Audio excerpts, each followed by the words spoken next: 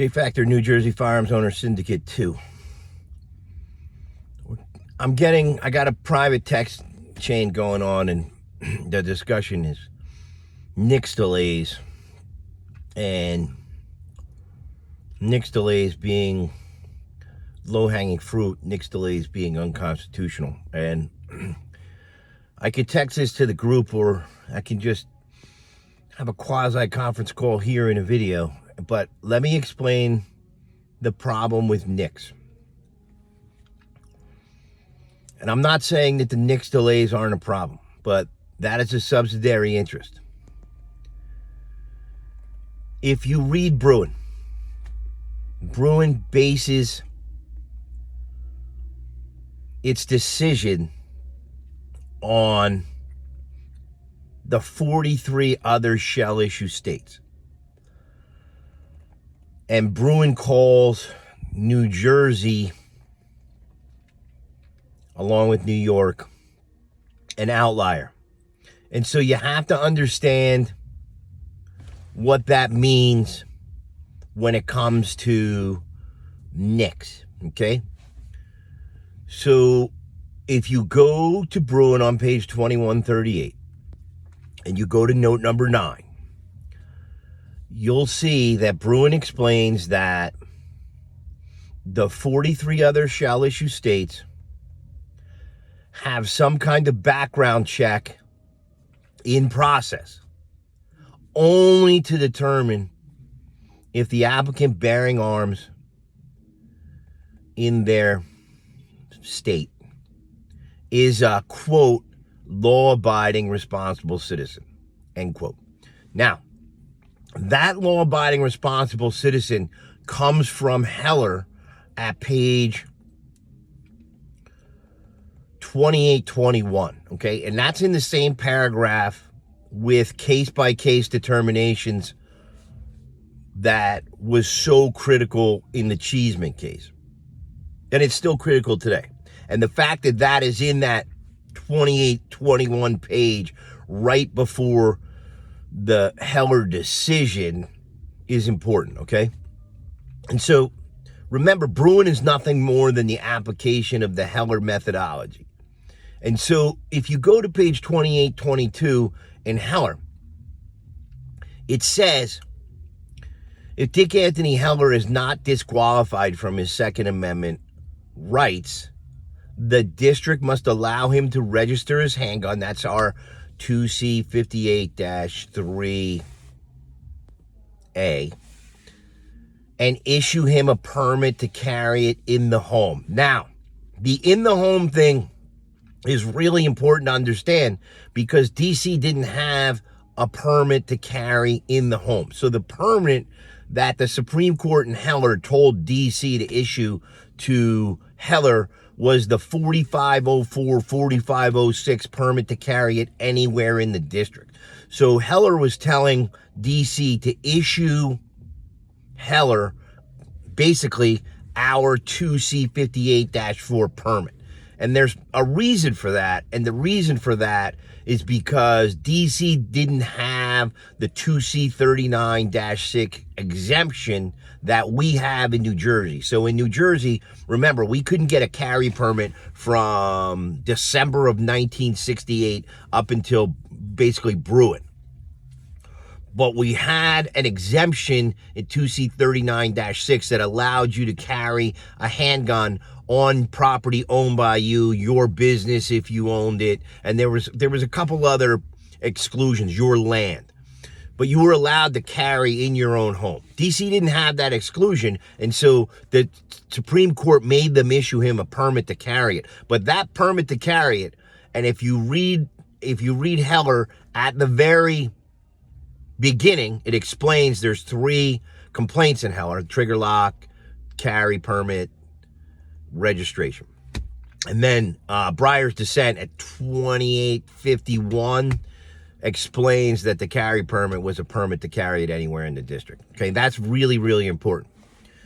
But understand that at 2822 in Heller, that is really the test. Qualified or disqualified to exercise your Second Amendment rights. And so understand that if you go to the previous page, and we're not talking a whole page here, we're talking half a page back to 2821. If you're not disqualified for your Second Amendment rights, you are a law-abiding, responsible citizen. There is no gray area. You are either qualified or disqualified. Once you're qualified, you are considered to be one of Heller's law-abiding, responsible citizens. And the district must give you, or the state must issue the permit. So understand where we are in New Jersey. New Jersey has a 2C58-3B firearms identification card. What is that? People from other states don't understand. If you're from those 43 other shall-issue states, you don't even understand what this is. A firearms identification card. You go down and get your fingerprints at Identigo. You pay like $68. The fingerprints go to the state police, your police department or your state police barracks checks your references, which I think the references are out now because those are from 1924, and you don't need references if you have the fingerprints. Let's not get sidetracked. You get your fingerprints. If you do not have a criminal history, at a violent criminal history at that, if you don't have a violent criminal history, then you're not disqualified from your Second Amendment rights, and the state must issue the permit. So when Sills invents, now remember, this is invented in 1966, really from 1963 to 1966. You've got to understand the problems that Sills has from 63 to 66. So what happens to Sills is Kennedy gets assassinated. And what happens when someone gets assassinated is, and we've heard this before, the government has to do something, somebody ought to do something, there ought to be a law, right? And so people were really upset. And it was kind of an odd, kind of an anomaly that you've got a guy who defected to the Soviet Union, and then that guy comes back and buys a mail order handgun. Mail order rifle. This mail order rifle is critical in this whole thing. So he buys a mail order rifle and he assassinates the president. And everybody's freaking out, right? And so Sills has to do something about that. So what Sills does is he comes up with this firearms purchaser's identification card. So today, that's 2C58-3B, firearms purchaser's identification card. But again, that's the path that New Jersey decided to go in 1966. And so you get your fingerprints done, you have your SP 066 mental health consent form and your references, and you fill out, I don't know why you have to fill out where you work, why that matters, but you basically have to answer all those questions from either 2C58-E or F. I don't know exactly off the top of my head which it is, but it's like, I never advocated to overthrow the government. I'm not an alcoholic. I'm not dependent on narcotics. I don't use goofballs or pet pills. That's Sills language from 66. And all those other disqualifying questions, you have to answer them in the positive that I've never done that. And so what no one seems to be understanding in a post-Bruen world is that if you go back to Bruin's note number 9, the 43 shall-issue states, the other 43 shall-issue states, have some kind of background check, or they have a safety class. And that's either or. It's not both. They have a background check or the safety class to determine only if the applicant is a law-abiding, responsible citizen. That's it. So in New Jersey, we've already done that with the FID card. So let's go back to NICS. Why would NICS be legal?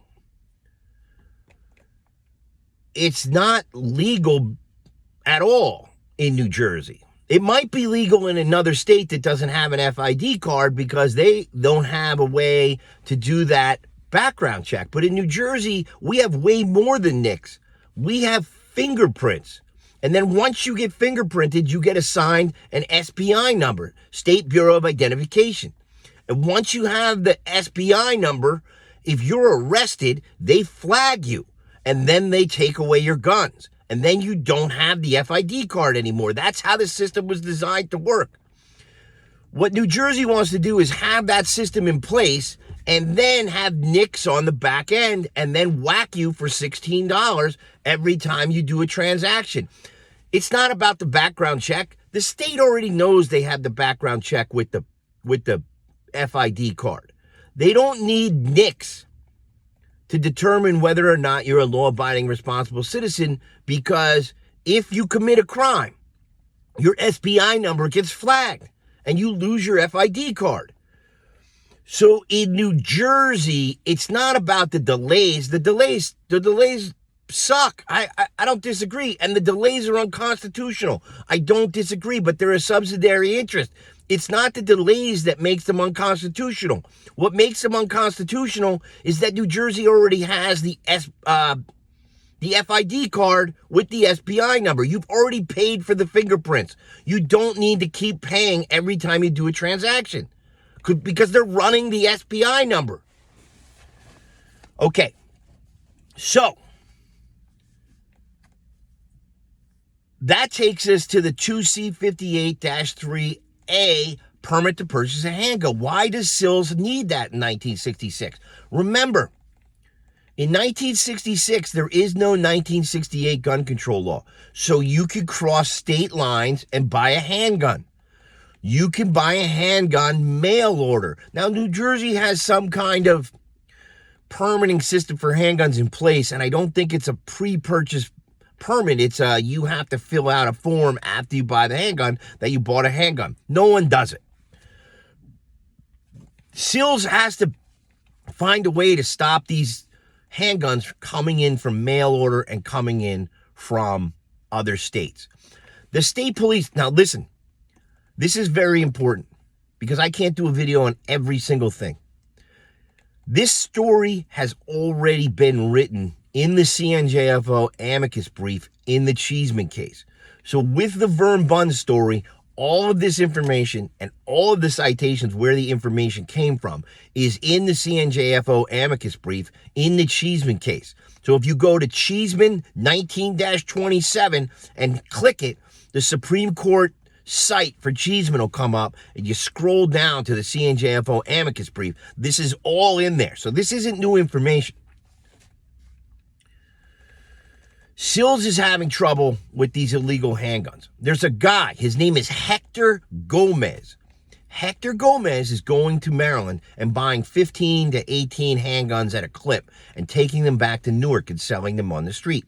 The state police know this is happening, and they start to run a investigation/sting operation on this, and they catch the guy going to Maryland and then taking these handguns back to Newark. Now, this is 50 years before we even heard the term straw purchase. But that is technically what Hector Gomez is doing. And he's selling these handguns on the street in Newark, and these handguns are being used, right, you guys understand what's going on in 66, 67, 68, 69. They're being used in crimes. And they're turning up as being purchased in Maryland, okay? There's another problem. There's mail order in the 60s. And so you get a catalog. If you're older, you'll understand this. Catalogs come in the mail. In the middle of the catalog, there's a white two-piece manila-ish sheet of paper, foldable paper, and it has selectorized boxes of all the stuff in the catalog, listed by catalog number. And if you want to buy a handgun, you go to that catalog number, you click you cross out the box, $57. You put your $57 of cash in the envelope, because the paper, when you fold it, becomes an envelope, and you mail it off to the mail order company. And then the mail order company mails you back a handgun. That's how it used to work. And this is in the CNJFO brief in the Cheeseman case. And so the state police finds out that there's this. One is Seaport Traders. There's 2 or 3 of them that the state police know about. That there's 2 or 3 mail order houses that are sending handguns into New Jersey, and that the people who are buying them are not going to their police station and registering these handguns. And so this is all Sills' testimony in 1965 and 1968 at the Dodd hearing. And so he's explaining the problem that he's having. And the problem that he's having is really there is no 1968 Gun Control Act. So back in those days, like you hear about guys like, can I go to Cabela's in Pennsylvania and buy a handgun? No. Well, you could, but you would have to pay to have it shipped to a New Jersey dealer with a federal firearms license, and then you would have to pay that New Jersey dealer for the transfer. So that's how they make it legal after 1968. But Sills doesn't have that in 66. So Sills puts this permit to purchase a handgun in New Jersey in place because he needs to separate out all the Maryland guns and all the Seaport Trader California guns that are coming in mail order. But that ends in 68 with the Gun Control Act because you can't buy a gun across state lines. You can only buy a gun in your home state. And if you can only buy a gun in your home state, then you can buy a gun. You have to buy the gun with the FID card. So this is an experimental, novel gun control law from 1966. That misses the Bruen deadline of 1791. Why does that matter? Because Bruen is allowing a background check. And I'm not going to get into a whole debate with you that the founders wouldn't allow the background check. I don't disagree with that. I'm telling you, Bruen and Heller are allowing the background check. All you have to do is read the case. If you start reading Bruen, it starts out with Nash and Koch are law-abiding responsible citizens. Law-abiding responsible citizens is in there 100 times if you read through Bruen. Thomas is allowing the states to have that background check. But in New Jersey, it's not NICS. It's the FID card. New Jersey doesn't understand. Most of us don't understand yet the history behind this thing. Sills goes on to explain the only reason he changed concealed carry to all carry. Because remember, from 1924 to 1966, you could still carry openly without a permit. Sills didn't say he changed that because people were dangerous, law-abiding citizens with carry permits were dangerous. Sills said he changed it because he had to get fingerprints on everyone. And that if you had a mail order gun or a Maryland gun, you could just walk around openly with an illegal gun. And there was never a background check on it. And he's in testimony in the Dodd hearings saying, I just needed to get a set of fingerprints on every gun. Fast forward to 2024, the NICS delay. Your fingerprints are already on file. They are assigned to your SBI number. If you have the FID card, you have already met the Bruen through Heller 2821 law-abiding citizen standard. That's it. New Jersey doesn't know this yet, but New Jersey's application of NICS is redundant, and Bruen is not allowing it because you've already had the FID card. Can New Jersey continue to do NICS? Absolutely, if they get rid of the FID card. Okay? That's important. Now, let's talk about that 2C58-3 firearms purchase. 2C58-3A permit to purchase a handgun. It's only one right. The Second Amendment is a right to bear and it's a right to carry. At the same time, in Heller, citing Cunningham's 1771 Law Dictionary, arms are anything that a man takes into his hands for defense. Anything, right? Jamie Catano's stun gun is covered. Arms are anything. There is no separate Second Amendment for handguns and revolvers. There's one Second Amendment. It covers rifles and shotguns and handguns, semi-automatic and revolvers. It covers everything, which means now in a post-Bruen world, The 2C58-3A permit to purchase a handgun is redundant. We haven't needed it since 1968. We already have the law-abiding responsible citizen check in the FID card. You do not need any longer a permit to purchase a handgun in New Jersey. The only thing you need is your firearms ID card. I need everyone to understand that. If you want to be the guy who says the founders don't want FID cards, listen, I'm a historian. I could make a really colorful case that you're wrong. I'm not going to do it here because I'm not going to give away to the government why I think that the firearms ID card is legal under the Second Amendment. I'm not going to do it. That said, the government can't have NICS and the FID card. Okay? So I'm going to say that much. Now, where is this going? The whole reason I started this was because of NICS delays. Case number one, the 2C58-3A permit to purchase a handgun is illegal now under the law-abiding responsible citizen check that Bruen is allowing. You've already done that with your FID card. You now, under Bruen, should be allowed to buy handguns and revolvers with your firearms ID card only, okay? Now remember, the last sentence of Bruen's Note 9 says we will not rule out constitutional challenges where lengthy wait times and exorbitant fees deny citizens their right to carry. So take off to carry and just put to keep, where lengthy wait times and exorbitant fees deny citizens their right to keep, because it's the same sentence. It's the same right.